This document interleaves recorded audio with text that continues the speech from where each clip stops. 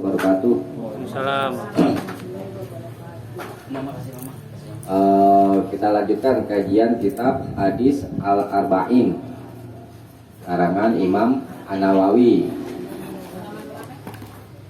Hadis yang ke-6.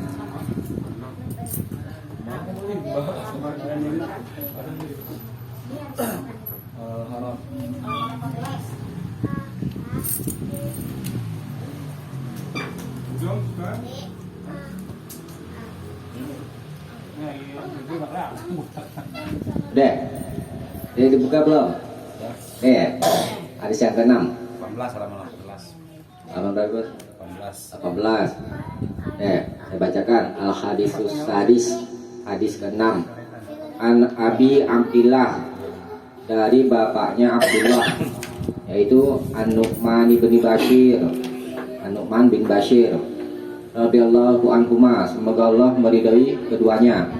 Qala, dia berkata, sami'atu Rasulullah sallallahu alaihi wasallam yaqulu, sami'atu, aku telah mendengar Rasulullah sallallahu alaihi wasallam yaqulu, bersabda, innal halala bayyinun wa innal harama bayyinun. Innal halala, inna sesungguhnya, al halal, yang halal itu, bayyinun, sudah jelas. Wa innal harama, dan sesungguhnya yang haram, bayyinun, sudah jelas. Wa bainahuma, tetapi diantara keduanya, umurun mustabihatun. Umurun, ada perkara-perkara yang mustabihat, yang samar-samar. La ya'lamuhunna katsirun minan nas. La ya'lamuhunna, tidak mengetahuinya, katsirun minan nas, kebanyakan manusia. Famanit takosyubuhati, fa, adapun man, siapa saja yang ittaqa, menjaga asyubahat, subhat-subhat, yang sama-sama, maksudnya yang menjaga dari yang subhat-subhat.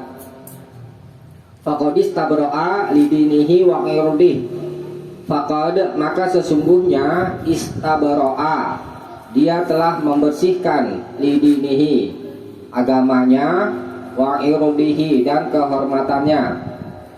Wa man waqa'a fisyubuhati, dan siapa saja yang jatuh fisyubuhat, ke dalam subhat-subhat, waqa'a fil haram, maka dia jatuh ke dalam yang haram.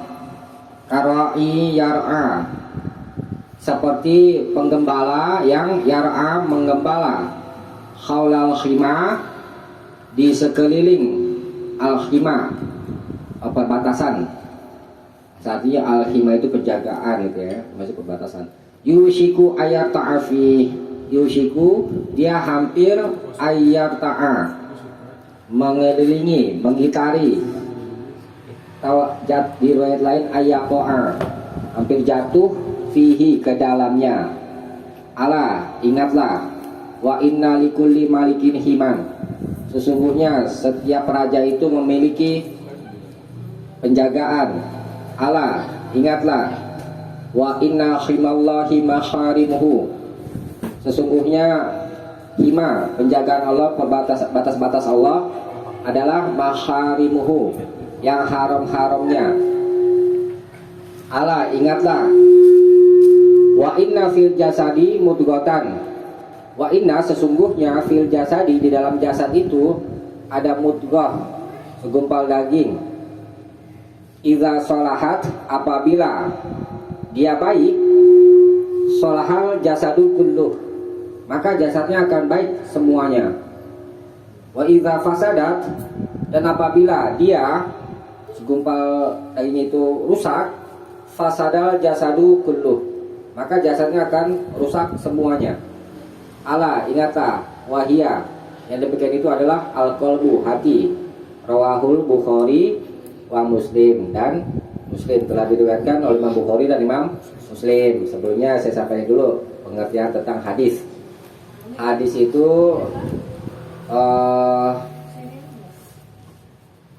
apa saja yang disandarkan kepada Nabi, baik berupa perkataan perbuatan atau takrir. Takrir itu pengakuan. Maksudnya seorang sahabat berkata atau berbuat begini dan begitu, kemudian Nabi tidak perintah dan tidak bantah. Itu namanya takrir. Nah, perkataan atau perbuatan sahabat yang sudah ditakdir oleh Nabi sama seperti perkataan atau perbuatan Nabi. Itu pengertian hadis. Nah, hadis ada yang berupa perkataan, ada yang berupa perbuatan. Di sini berupa perkataan Nabi, ya. Nah, kita ulangi kata Nabi, yang halal itu sudah jelas, yang haram sudah jelas. Baik di dalam Al-Quran atau Sunnah, nggak ada yang luput dari Allah untuk menerangkan halal dan haram. Itu semua sudah diterangkan. Kan kata Allah, al-yauma akmaltu dinakum dan seterusnya kan. Pada hari ini aku telah sempurnakan agamamu. Itu diantaranya maknanya itu adalah yang halal dan yang haram sudah jelas. Ya. Nah, kemudian diantara keduanya itu ada perkara-perkara yang subhat. Subhat itu yang samar-samar. Apa sih maksudnya samar-samar? Belum jelas antara halal dan haram. Ini dinisbatkan kepada siapa nih? Belum jelasnya kepada manusia. Karena Allah dan Rasulnya itu sudah tegaskan yang halal dan yang haram itu sudah jelas. Nah, ya. Nah, kita bahas di sini perkara-perkara yang subhat, ya nanti. Kebaikan manusia itu tidak mengetahui. Nah, kemudian Nabi katakan lebih lanjut, siapa saja yang menjaga diri dari yang subhat-subhat, maksudnya meninggalkan perkara-perkara yang subhat, maka dia sesungguhnya telah membersihkan agamanya dan kehormatannya. Kita disuruh menjaga diri dari perkara-perkara subhat. Nah, kalau kita jatuh kepada perkara-perkara yang subhat, maka bisa dipastikan nanti jatuh kepada yang haram gitu. Ini perumpamaannya nanti seperti karoi, seperti penggembala yang menggembalakan hewan ternak itu di sekeliling perbatasan itu, di sekeliling tempatnya ada batas raja itu ya, satu wilayah itu misalnya. Nah, kemudian penggembala itu menggembalakan kambingnya itu di sekeliling itu, ya. Dan yushiku ayat ta'afi, maka dia hampir masuk ke dalamnya. Di perbatasan raja-raja itu ada rumputan yang namanya hewan ternak, nggak mikir ya, dia lihat ada makanan banyak, masuk aja ke sini, ke perbatasan raja yang sudah dibatas oleh raja. Ala wa inna likulli malikin himan, sesungguhnya setiap raja itu memiliki perbatasan itu ya. Ala ingatlah wa inna himallah maharimu. Nah, batas-batas Allah adalah perkara-perkara yang haram. Nanti kita bahas itu ya. Nah, kemudian selanjutnya Nabi katakan tentang masalah hati. Nah, jagalah hati itu ya kan. Bisa itu topik ya. Yeah. Nah, ini hadisnya, jaga hati. Sesungguhnya di dalam jasad itu ada segumpal daging itu ya, mudghah. Kalau dia baik, maka jasadnya baik. Jasad ini mencakup apa ini? Ya, tubuh kita ini. Tubuh dan perbuatan. Nah, jadi dia cara diagnosa hati ya. Kalau orang misalnya stres memikirkan sesuatu gitu ya, badannya pengaruh kan? Terus apa namanya, perbuatannya juga sama. Kalau hatinya kotor, maka perbuatannya cenderung kepada melanggar perintah Allah, mengikuti hawa nafsu. Itu karena hatinya kotor.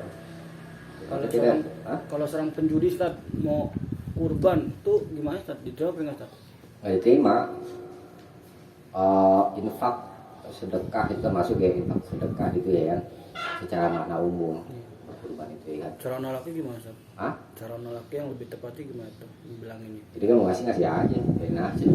Maksudnya dianya yang nggak terima, kayak Robin Hood, ngerampok, dibagiin ke fakir miskin, nggak diterima gitu.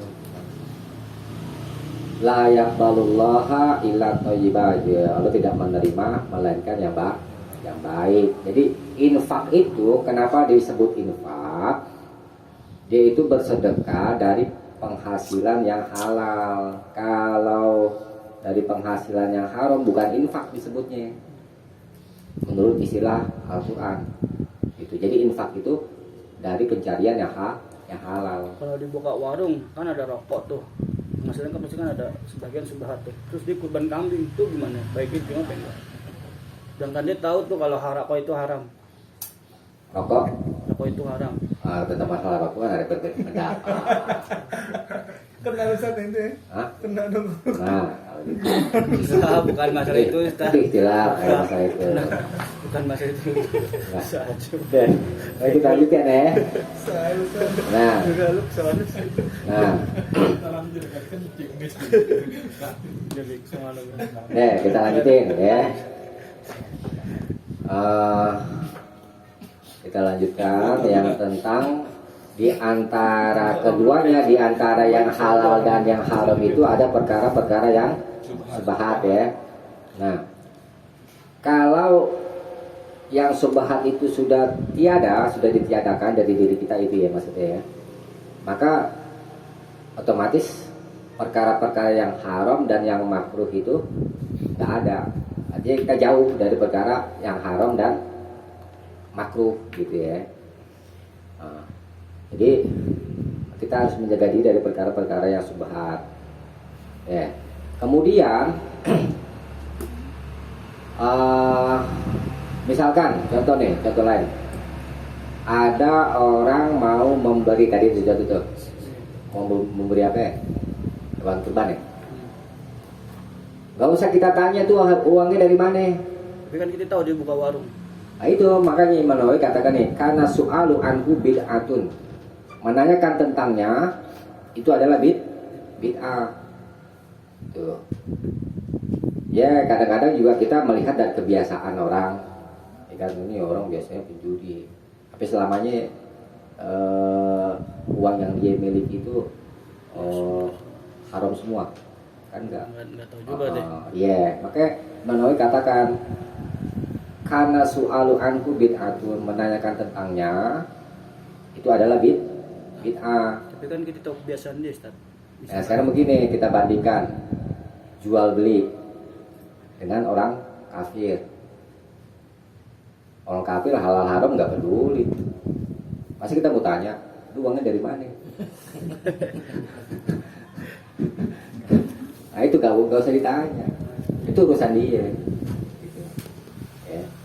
Kan muamalah kan boleh, sama orang kafir. Nah, pun pernah gitu. Harus ditanya kayak gitu, ya kan? Nah kemudian wanita kesyubuhat fakodis tabro alidini kata Nawawi wa indi, ya ini mencari pembebasan agamanya, maksudnya berlepas diri dari perkara-perkara yang haram dan selamat dari perkara yang subhat itu. Kemudian adapun pembebasan dari kehormatan, yang membersihkan kehormatannya itu adalah apabila seseorang meninggalkan perkara-perkara yang subhat itu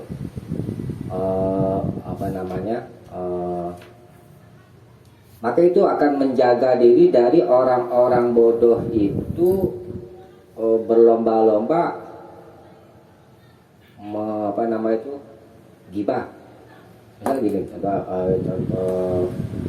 contohnya kan gini ya, ada orang-orang yang baik agamanya gitu ya kan, kemudian dia melakukan sesuatu yang sebenarnya nggak apa-apa dalam urusan agama, nggak dipersoalkan.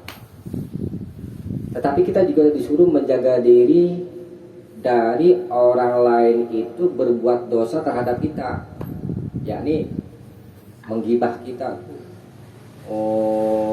Apa namanya? Contoh gini, contoh ya, ada pohon mangga gitu, pohon mangga ya, contoh sederhana aja. Dia itu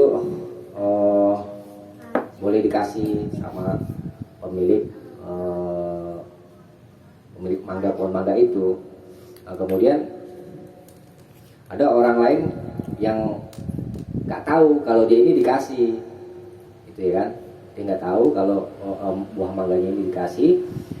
Kemudian ada orang yang bodoh itu menyangka bahwa ngambil dia ini, gitu. Nah, menjaga diri dari fitnah, yakni supaya orang tidak menyangka bahwa kita ini ngambil. Kita berusaha untuk memberikan penjelasan kepada orang itu bahwa saya ini dikasih. Nah, contoh lain itu seperti kisah Nabi jalan dengan istrinya di malam hari mau pulang.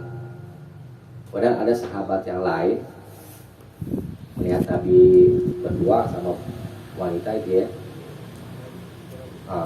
Kemudian sahabat ini lari cepat-cepat, terus dipanggil sahabat itu, sini, ini istri saya. Gitu. Oh, sebelum dia buat gibah, kecegah dulu gitu ya? Iya, ya begitu. Nanti kan kalau nggak dijelasin gitu, jadi fitnah. Gosip deh. Gosip gibah. Jadi orang dosa. Nah, itu menjaga kehormatan itu, diantaranya itu contohnya. Menjaga diri dari kehormatan kita, dari orang lain berbuat dosa terhadap kita. Kayak gitu contohnya. Nah, itu menghindar dari perkara-perkara yang subahat gitu, ya. Karena ada diriwayatkan di satu hadis, kata Nabi, man kana yu'minu billah wal yaumil akhir, siapa saja yang beriman kepada Allah dan hari akhir, fala yakifanna mawaqifat tuham, maka janganlah dia sekali-kali berdiri di tempat berdirinya tuduhan. Itu kayak begitu. Menjaga diri dari orang menuduh kita yang enggak. Itu. Walaupun sebenarnya menurut pandangan agama enggak jadi masalah. Tapi kan menurut mereka yang enggak tahu hukumnya jadi fitnah. Kan itu banyak terjadi itu kayak gitu. Yang menjadi tak masalah dalam agamanya itu apa sih? Secara hukum, ini contoh, misalnya nih, sholat sekedar menutupi aurat, pakai sarung sama nutupin ini apa namanya? Pundak, kos kutang deh, pakai sarung sama kos kutang. Secara hukum sah gak? Jadi imam lagi, nggak jadi masalah kan? Menurut pandangan agama kan? Tapi orang lain yang belum tahu hukumnya, ini kita bicara hukum, bukan bicara masalah adab. Kalau adab ya memang kurang adab lah, namanya beradab pada dalam Allah. Nah, orang yang tidak mengerti tentang hukumnya akan memberikan penilaian yang macam-macam tuh. Tuh gila tuh. Pakai sarung doang sama kos kutang jadi imam lagi tuh. Kayak begitu. Nah, itu kita harus menjaga dari perkara-perkara yang subhat itu supaya terjaga kehormatan diri kita gitu. Dan walaupun sebenarnya dalam masalah hukum dia tahu bisa memberikan alasan bahwa itu nggak jadi masalah. Nah, maka dari itu Ali bin Abi Thalib katakan, iyyaka wa ma yusbiku ilal qulubi inkaruhu. Jauhilah perkara-perkara yang mendahului hati, yakni pengingkarannya. Wa in kana indaka i'tizaruhu, walaupun di sisimu bisa memberikan alasan, ya. Farubba sami' nakiron, karena seringkali orang yang mendengar itu mengingkari, ya. La tastati'u, kamu tidak bisa antus mi'ahu, mendengarkan alasan itu uzon sebagai hujjah gitu. Orang kan nggak mau tahu kadang-kadang udah kita kasih penjelasan kalau ini ngeyel apa ini? Tambang gitu, kita jelasin nggak ada masalah gitu ya, tapi tambang. Nah. Kemudian waman waqa'a fi syubhat, dan siapa saja yang jatuh ke dalam perkara-perkara yang syubhat, waqa'a fil haram, maka dia jatuh kepada yang haram. Ini lafaz waqa'a fil haram ini maksudnya hampir jatuh kepada yang haram, belum masuk kepada yang haram itu. Nah, ini memungkinkan di antara dua perkara. Satu, bisa jadi dia jatuh kepada yang haram, ya, wa huwa yadhunnu annahu laisa bil haram, tetapi dia menyangka bahwa perkara itu bukan haram. Tuh. Ada lagi nih ya. Makna waqa'a fil haram, maka dia jatuh kepada yang haram. Ini punya dua makna, kata Imam Nawawi. Pertama, dia jatuh kepada yang haram, tapi dia menyangka itu bukan perkara yang haram. Artinya benar, nggak tahu kan, nggak tahu hukum agama. Dia menyangka itu tidak haram, tapi sebenarnya haram. Satu bisa dengan makna yang seperti ini, karena ketidaktahuannya, ya. Kedua, maknanya adalah dia hampir jatuh ke dalam yang haram, sebagaimana dikatakan al-ma'asi baridul kufri. Maksiat-maksiat itu adalah barid itu ini apa namanya, pengantar. Maksiat itu adalah baridul kufri, pengantar kekufuran. Li'anna nafsa, karena sesungguhnya jiwa itu idza waqa'at fil mukhalafah, apabila jatuh ke dalam perkara-perkara yang menyelisihi Allah dan Rasulnya, tadarrajat min mafsadah, maka berangsur-angsur min mafsadatin, dari satu keburukan, ila ukhra akbaru minha, kepada keburukan yang lain yang lebih besar. Nah, itu kita disuruh menjaga diri dari perkara-perkara yang subhat, karena dikhawatirkan itu dia akan jatuh kepada perkara yang dia menyelisih Allah dan Rasulnya, dan secara berangsur-angsur dia jatuh ke dalam perkara yang sangat besar.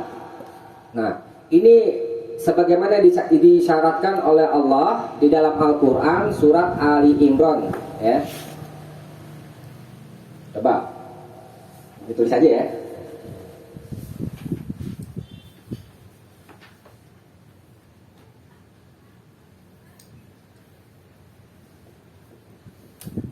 Berapa kan?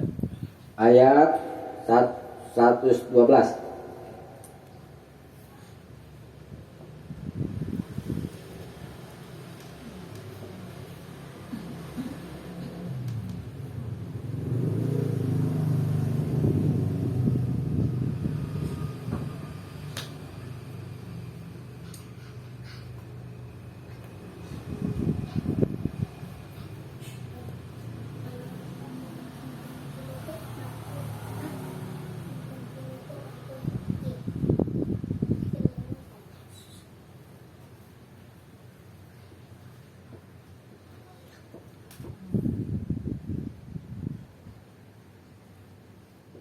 Ali Imran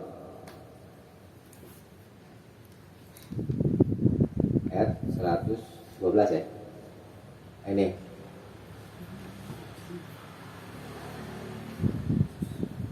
wayak tuluna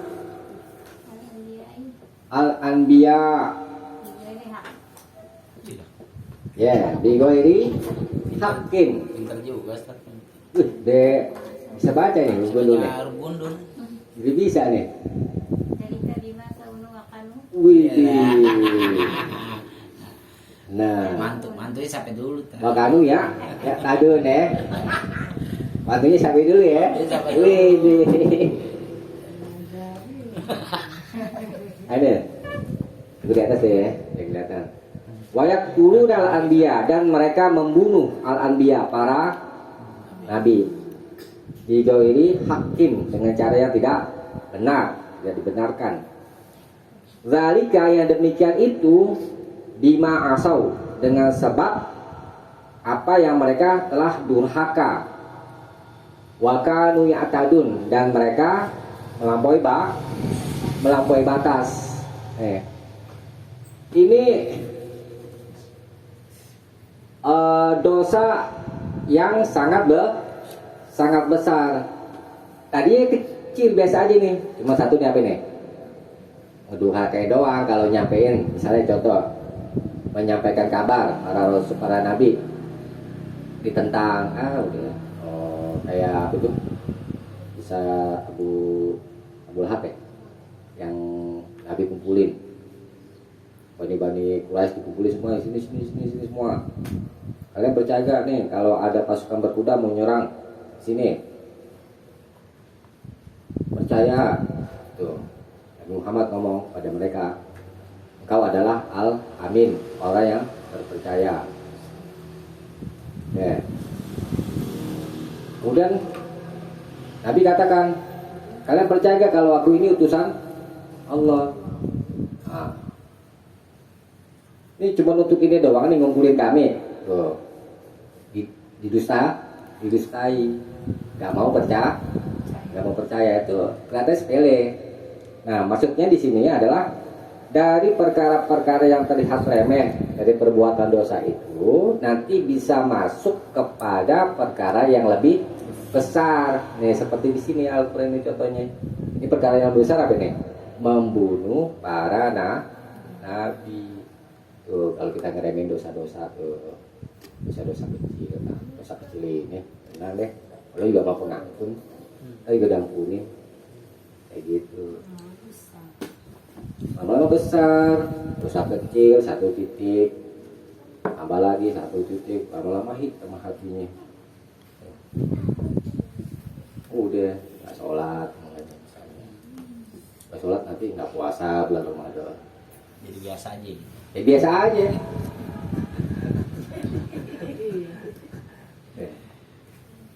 Yang lebih parah lagi nanti berbuat syirik. Itu kalau kita tidak menjaga diri dari perkara-perkara yang subahat, gitu ya kan? Mana sih?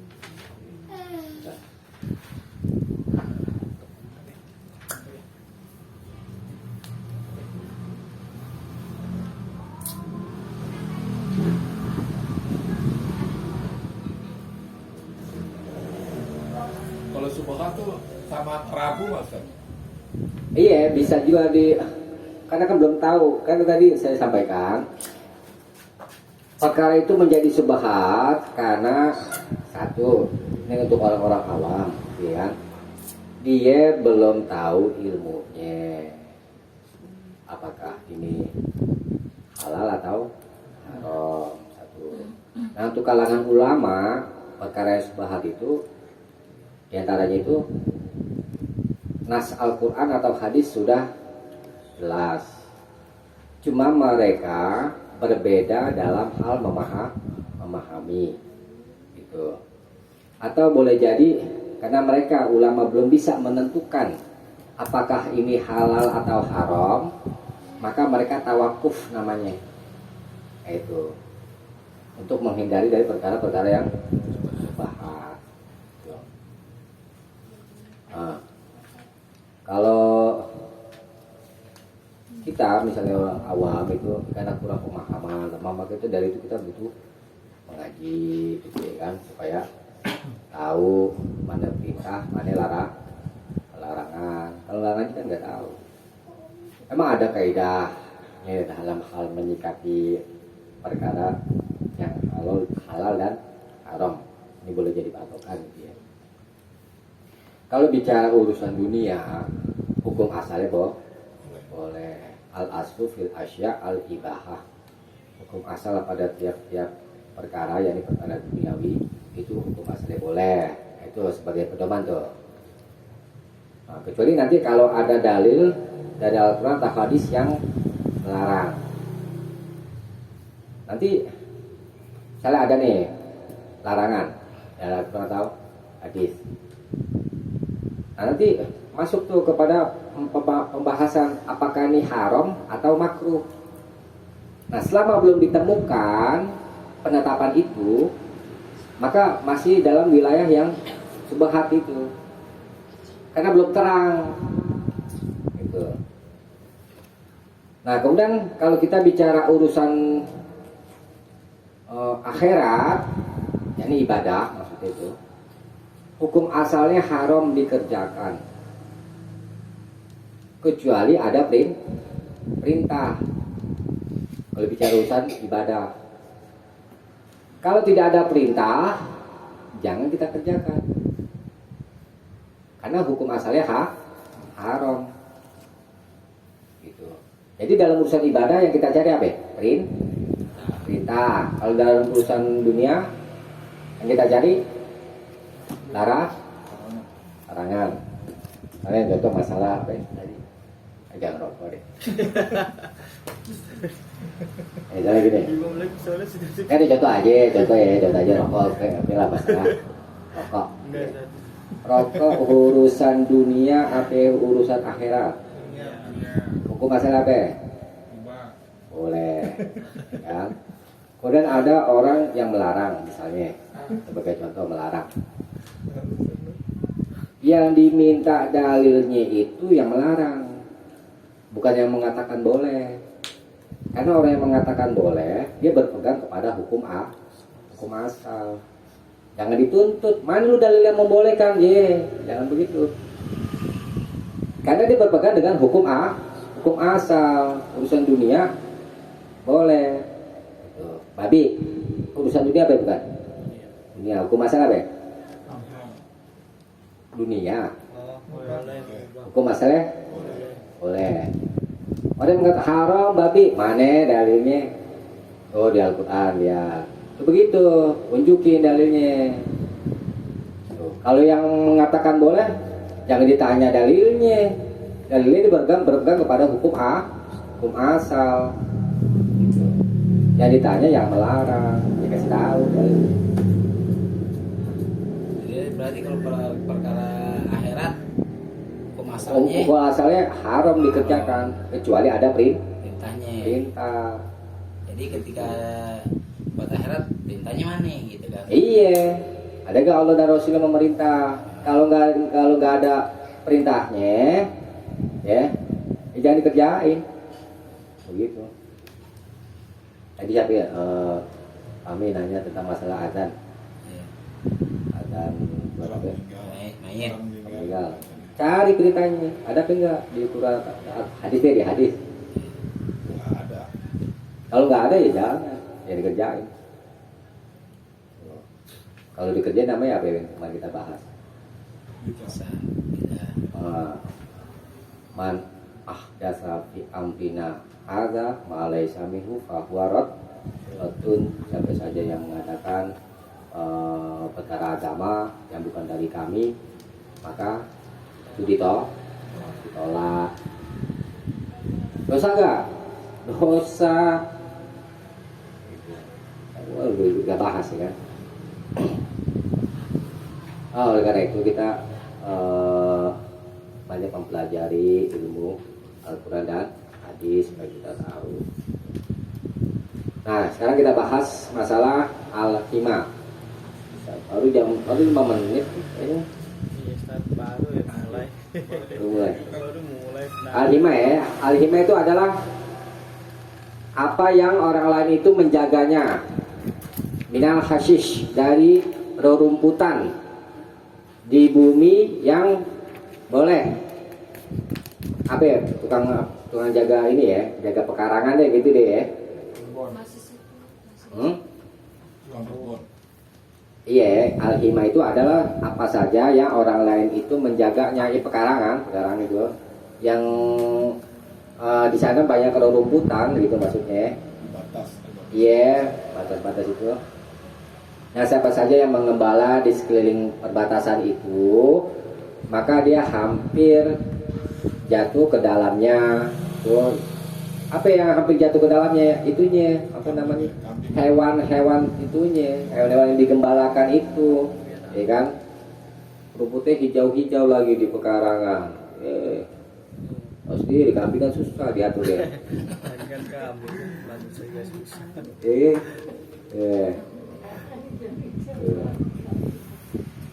Nah, setiap yang diharamkan oleh Allah, itulah himallah.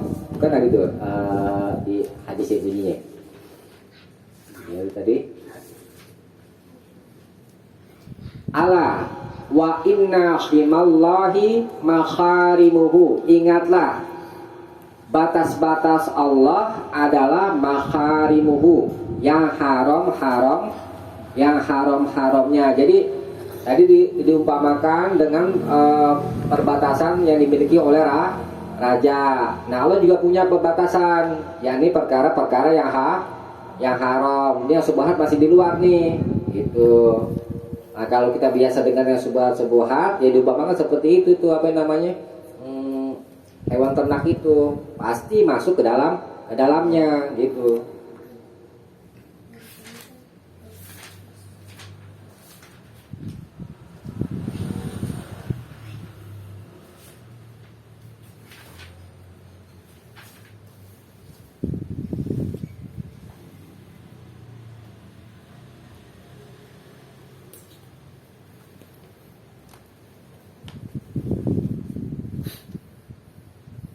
Nah, kita bahas tentang hati, ya. Di dalam hati, di dalam jasad itu ada segumpal daging, yakni hati. Iza khosya'at, kata Imam Nawawi, iza khosya'at, apabila hati itu tunduk, khosya'atil jawarih, maka akan tunduk pula anggota badannya. Wa iza tamahat, tetapi apabila hati itu tidak tunduk, tamahatil jawarih, maka anggota badannya juga tidak tunduk. Wa iza fasadat, dan apabila hati itu rusak, fasadatil jawarih, maka anggota badannya juga rusak. Jadi tunduk itu pusatnya adalah di hati, bukan ini doang, apa namanya? Pada badannya tunduk, karena orangnya tawadu, nggak taunya hatinya menolak, ya kan? Kalau hatinya tunduk, maka jasadnya juga, anggota badannya juga akan tunduk. Tuh. Makanya tuh dalam Al-Quran ada tuh innama yakhshallah, hanyalah yang takut kepada Allah itu adalah al-ulama, gitu ya. Ulama. Khosya itu kan takut ya, artinya. Nah, ilmu ada ungkapan, saya belum tahu itu hadis atau bukan itu ya. Tetapi maknanya sesuai dengan pokok-pokok agama, yakni Ra'sul hikmah, puncak hikmah yakni ilmu adalah makhafatullah, takut kepada Allah. Nah, itu. Jadi kita belajar mengaji, tujuan kita itu supaya hati kita ini tunduk kepada Allah, mengakui keagungan Allah dengan melihat di antara itu alam semesta. Nah, itu yang Allah mau. Nah, kalau hatinya sudah tunduk, maka diperintah apa aja sama Allah dan merasa berat.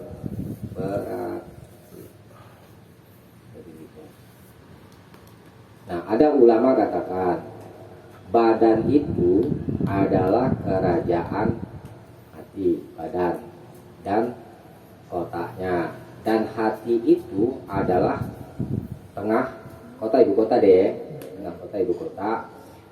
dan anggota badan itu adalah pelayan-pelayannya. Nah, kemudian al-quwah di sini maksudnya pikiran itu ya, adalah catatan batin. Tuh. Kemudian akal itu seperti menteri. Kalau kasih akal kepada kita, itu diumpamakan oleh ulama itu seperti menteri yang menyayangi, yang memberi nasihat. Nah, syahwat, keinginan adalah pencari rezeki pelayan itu, yakni anggota badan. Marah seperti temannya polisi, dan dia adalah budak yang suka memperdaya, yang suka menipu, yang buruk-buruk. Dia menjelma seperti rupa penasehat, tetapi nasihatnya adalah racun pembunuh. Tuh, apa itu? Marah diumpamakan sama ulama seperti temannya polisi. Dia itu budak yang suka memperdaya, yang buruk. Dia menjelma seperti seorang penasehat, tapi nasihatnya racun pembunuh. Hati-hati dengan marah.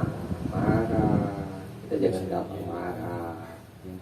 Kalau marah lempar piring. Bami, marah-marah lagi. Banyak bahayanya. Tuh Nabi nasihatin sahabatnya 3 kali, la takut. Jangan kamu marah. Ternyata tuh buat efek penyakit itu orang bisa serangan jantung karena marah. Jangan gampang marah.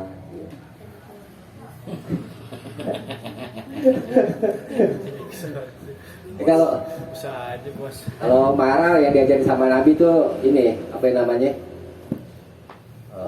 Baca ta'awudz.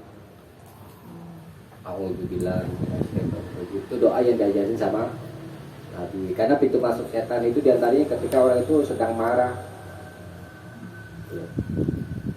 Udah baca ta'awudz pasti ngeselin aja gitu misalnya ya kan. Malah kagak dongkol iya. Iya. Misalkan dari keadaan berdiri marahnya disuruh duduk. Ketika marahnya lagi duduk disuruh berbaring. Kalau kita kagak, lagi berbaring malah berdiri. Apa lo? Kadang-kadang kita dihadapin perkara yang sama, tapi perkara itu membuat kita marah. Gimana tuh jalan keluar itu? Perkara yang sama membuat kita marah. Nah ini begini. Ya. Apa Allah uji sampai itu bisa nggak marah bagaimana tuh? Nah, begini, ya ada Ibnu Taimiyah itu jelaskan tentang kaidah sabar, gitu kan? Kaidah sabar. Nah, kita yakini bahwa apa yang terjadi ya di alam ini sudah menjadi kehendak Allah. Ya. Nah, kemudian melalui perantaran seseorang datang kepada kita membuat kita marah. Itu hakikatnya Allah berikan izin buat dia untuk berhadapan dengan kita, dengan sikap orang itu yang membuat kita marah. Lihat di balik itu, ini ada Allah. Maksudnya Allah mau kasih kita kebaikan dengan kita bersabar gitu. Sama dengan kebaikan yang datang kepada kita. Lihat di balik itu Allah mau kasih kesenangan buat kita, menyuruh kita bersyukur. Ya rumus yang diajarin sama Nabi cuma 2 doang. Sabar, syukur. Maksudnya apa nama itu ya, di antara jalan kebahagiaan itu kan. Sungguh beruntung orang-orang beriman kata Nabi. Tidak ada yang mendapatkan melainkan seorang mukmin. Kalau dia susah sabar, kalau dia senang Itu semuanya baik buat dia. Jadi orang mukmin itu nggak ada yang nggak baik, keadaannya semuanya baik. Cuma kadang-kadang kitanya gitu ya kan, yang boleh jadi kurang bisa bersabar dan kurang bisa bersyukur. Kata orang sabar ada batasnya. Gak ada, kerja sabar itu gak ada batasnya. Yang terbatas itu sikap dia itu untuk bersabar. Perintah bersabar itu gak ada batasnya. Innallaha ma'as sabirin. Sesungguhnya Allah bersama orang-orang yang sabar. Nah, mana bersama orang-orang yang sabar ini artinya menuntut bersabar terus menerus. Itu kadang nggak ada batasnya sabar. Yang terbatas itu kemampuan dia untuk bersabar. Ya. Tadi sampai mana itu?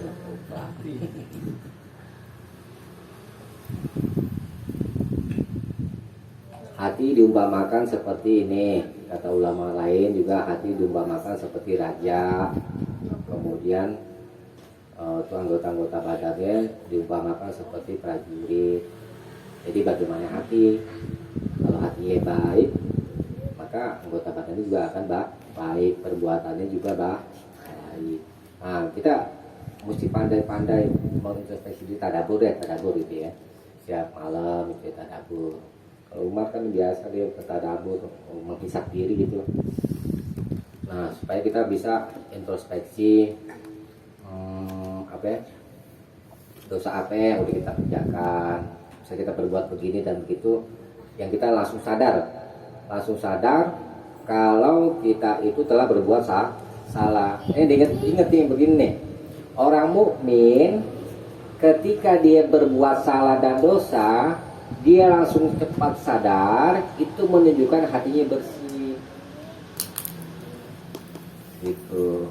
Hatinya bersih. Tapi kalau orang pendosa udah biasa berbuat dosa, dia nggak berasa tuh. Nggak berasa, kayak lalat tuh yang dibawa, lalat yang lewat doang di hidungnya, nggak berasa kan. Tapi kalau orang mukmin ketika dia berbuat salah dan dosa, itu seolah-olah seperti akan ada sesuatu yang akan jatuh dari atas gunung gitu maksudnya. Artinya dia cepat peka itu. Itu menunjukkan hatinya bersih. Kita bersyukur dengan itu.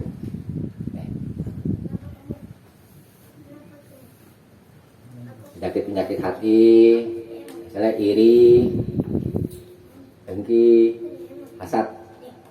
Hasad itu S4 deh, gampangnya ya, S4. Seneng lihat orang susah lihat orang seneng. Hasad. Itu kita hindari penyakit hati, ya. Kemudian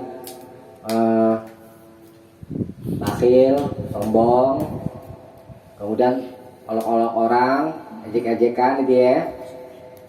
Ria, sum'ah.